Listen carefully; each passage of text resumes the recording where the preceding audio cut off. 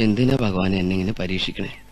ഒഴിയാബാധയായി എന്റെ ഒപ്പം കൂടി ആ പണ്ടാറം പിടിച്ച പെണ്ണിന് പെട്ടെന്ന് തിരിച്ചറിവ് കൊടുത്ത് എങ്ങനെയെങ്കിലും എന്റെ തലേന്ന് ഒഴിവാക്കി എനിക്ക് എന്റെ ഗൗരിയായിട്ടുള്ള ജീവിതം തിരിച്ചു തരണേ ഭഗവാനെ, രക്ഷിക്കണേ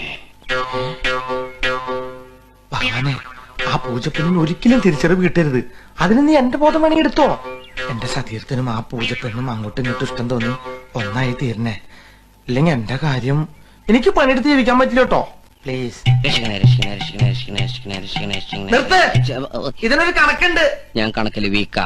ഞങ്ങളവിടെ കല്ലുണ്ടാ വീക്ക്. വാ മക്കളെ, അമ്പാട്ടിയെ പ്രാർത്ഥിക്ക്. രാമാനുജ തേങ്ങ ഉടക്കടാ.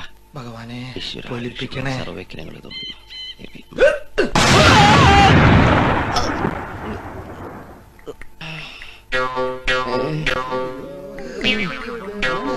എല്ലാം പെട്ടെന്നാണല്ലോ ഈശ്വര. എന്താടാ പട്ടി നീ ഉടച്ചത്?